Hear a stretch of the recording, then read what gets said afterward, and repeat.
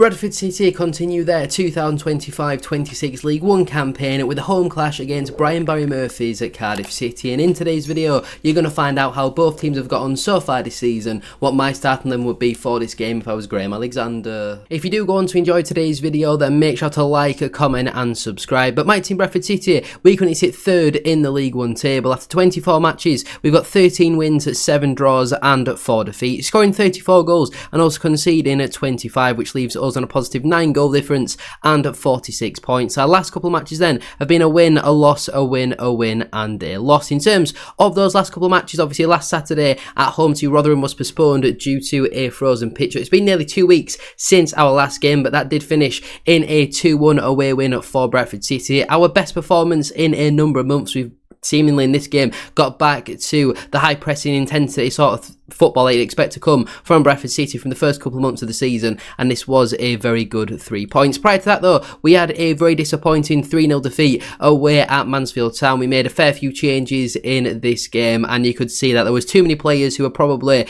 riding the wave of momentum coming into League One, and a couple of them have already moved on in this transfer window, and it was a very disappointing result, and Mansfield definitely did deserve it. We also had a 1-0 win at home to Port Vale. Not the prettiest game of football whatsoever.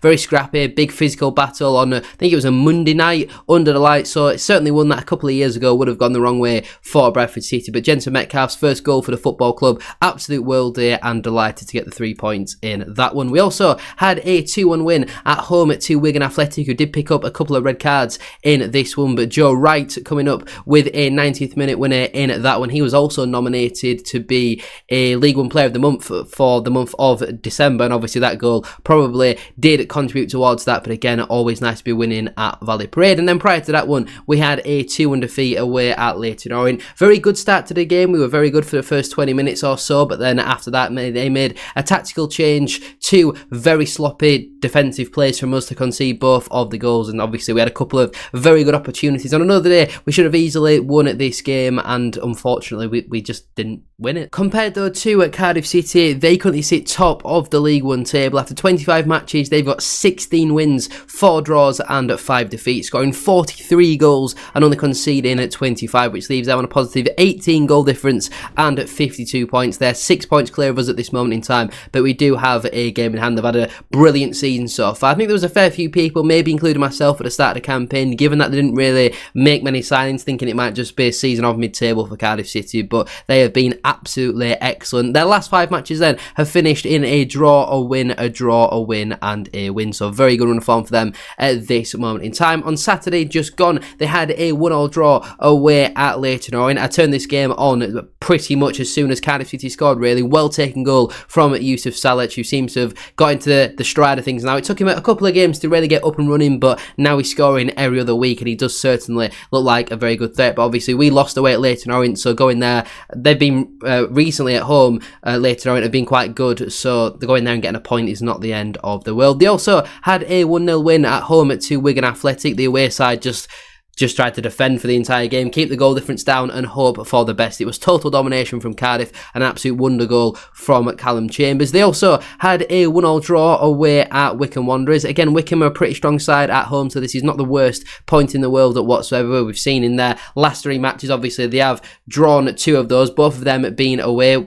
The first one, they went 1-0 down. The second one, they've gone 1-0 up in. So they haven't been perfect on the road as of recently, despite being obviously very strong. They also had a 2-1 win at home to Stevenage FC. Obviously, the away side did take the lead in that game, but 2 well-taken goals again from Cardiff. After that, secured all 3 points for Barry Murphy's side. And again, you look at the stats. This is how the majority of Cardiff games do look. Just total domination, really, and another game where they did deserve the 3 points. And they also had a 1-0 win at home to Exeter City. Again, we'll probably look at the stats. It was total domination from Cardiff. To be fair, Exeter did give it a little bit of a go, but unfortunately for them, just didn't have enough quality to get through in the end. And obviously Cardiff, brilliant season so far. We were actually the first team to score from open play against Cardiff back in September with that brilliant 3-1 win. Tommy Lee scoring a worldie on that day, and a similar result to that would be vital for this one. I think if Cardiff win, that's pretty much them promoted, given the gap below us is just getting bigger and bigger. So I think if Cardiff win, they're definitely going up, but we've been very strong at Valley Parade, just 3 home league losses since the beginning of last campaign. What's to say that has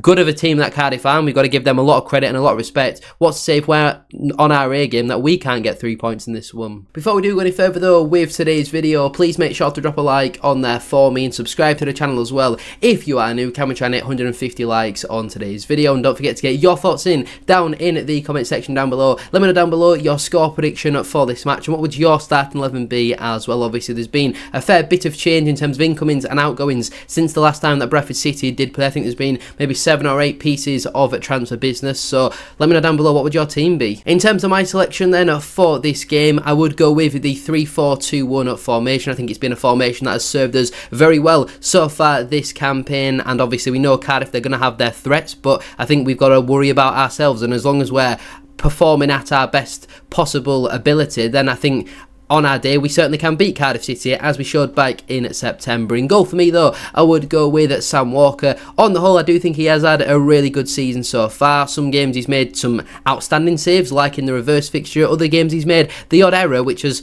sometimes cost us, sometimes he has got away with, but we're going to need our goalkeeper to obviously be on top form if we are to get anything out of this one. In terms of my back three, I'm just going to name them all and then we'll go through and explain why that I have chosen to do that. So right centre back, firstly, I would go with Aidan Baldwin. In the middle of the back three, I would go with Curtis Tilt, and at left centre back, I would go with Ibu Toure. Now, you look back to the reverse fixture, we played Pennington on the right, Baldwin in the middle, and Toure at left centre back. Obviously, the threat of Yusuf Saleh at the top end of the pitch is a big one, and not only is he very good with the ball at his feet, but he's also very physical, so the perfect man for that is Curtis Tilt. We need Aidan Baldwin in our side because of his passing ability, and the only real place you can play him is at right centre back. And then when you look at Tilt's playing in the middle, would you rather have Ibu Toure or Kieran Kelly playing on the left side of the back three? I think everybody would pick Ibu Toure, who was outstanding in the reverse fixture, stopped 2 or 3 absolute certain goals just by positioning himself in the right place at the right time. If Matt Pennington does play, I'm not against that, but given that he's not played since like the middle of November, I do think that could be a little bit of a risk, but I'm very confident in that back three. I think there's a good balance in there between height, physicality, pace, technical ability, ball playing, all that sort of stuff. So I think that certainly would suit us very well for this game, in my opinion. In terms of my midfield four then, at right wing back, I would go with Josh Nerfville. Obviously, we had the news a couple of days ago now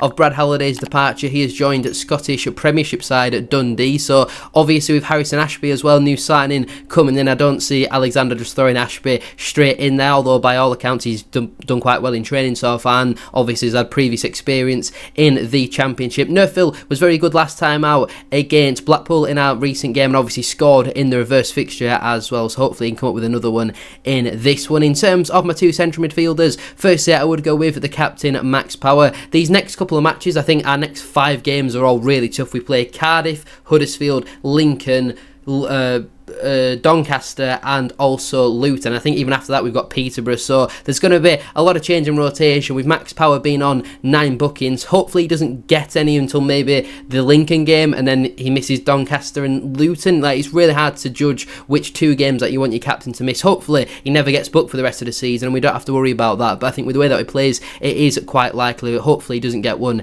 in at this one, because obviously we're going to need him for the big derby next weekend. Partnering Power though, in the midfield, I would go with Jensen Metcalf. I feel like him coming into form was a key factor in Alex Patterson leaving. It sounds like, judging by Alexander's comments in his pre-match press conference for this one, Alex Patterson wanted a bit of security, given that he's out of a contract with the club in the summer. Obviously we wait, which is a policy that I still don't really agree with, until the summer to sort out players who are out of a contract, and obviously Patterson decided to move on. But Jensen Metcalf, over the last 6 weeks since he's come into the side, has been absolutely outstanding, one of the best central midfielders in this division in my opinion, so I would like to see him get the start. And completing my midfield four then, at left wing back I would go with Tyreek Wright. Obviously it hasn't officially been announced at the time of recording, but it does seem very likely that Lewis Richards is going to join League 2 side Crawley Town on a permanent transfer. And I also don't really think it's a position that we will need to improve in if he does leave, because obviously we've got Tyreek Wright who can play there, we've got Ibu Toure, and then both Nerfville and Ashby can play on at that side as well. So I don't really think if Richards does move on, it's a position we do need to improve in. But again, Wright in the reverse fixture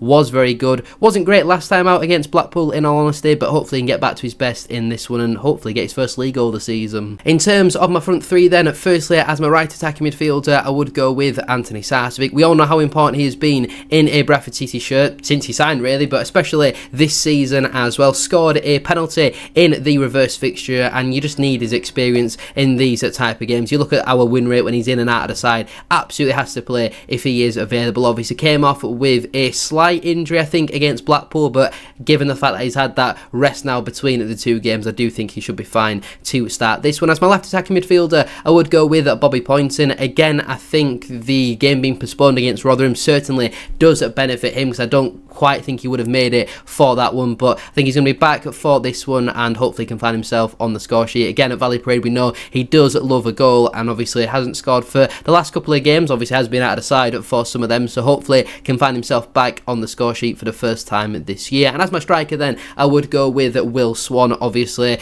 again, in the reverse fixture was outstanding against Blackpool last time out, was very good, scored in that game, and our press is going to be so important for this one, because if you don't get it right against Cardiff City, they will pop you off the park, because they're a very good side. So we need our best pressing striker, which in my opinion is Will Swan. He absolutely has to start this one. Obviously no Andy Cook anymore, as he's gone out on loan to Grimsby, where he'll no doubt for me score a lot of goals there, but we're expecting more strikers to come in through the door. Could Ethan Wheatley be that man? It seems very likely, although the rumours I think of Alessandro Jatta do seem to be a little bit wide off the mark at this moment in time. But that's my starting 11. No new signings featuring in there. Let me know what you think about that down below. On the bench though for me, that would leave Joe Hilton, new signing Harrison Ashby, Matt Pennington, Tommy Lee, new signing Joe White, relatively new signing Lewis Sibley, and also Stephen Humphries. The only player currently unavailable is Nick Powell, so the players you miss out then through selection would be Neil Byrne, Joe Wright, which I think it does seem quite harsh on, but when you look at Cardiff's front line, I don't really think we need big physical centre-half. I think Joe Wright's going to be very important though in a couple of weeks against Lincoln City. Also missing out then, I think I said Kieran Kelly, Lewis Richards, whether he's still at Bradford City by the time this game comes around does seem pretty unlikely. Also missing out though would be George Lapsley and Callum Kavanagh. Now Graham Alexander said in his pre-match press conference today that he expects only one or two more to leave at Bradford City. Given that Lewis Richards could be one of those, then that means that one of, or maybe more than one of, Neil Byrne, Kieran Kelly, George Lapsley and Callum Kavanagh could all still be Bradford City players come the end of January. But he also said we're only expecting to bring in two more loans post Blackpool. We've now brought in them two more loans. Ethan Wheatley's definitely coming in. So again, when it comes to transfers, until something has officially happened, I wouldn't really listen to Alexander too much. When it's officially happened, I think he speaks incredibly well. Listening to him talk about the departure of certain players and the reasons behind it, I completely agree with everything that he says. He speaks so well. I think Alexander is probably the best manager I've seen at Bradford City in terms of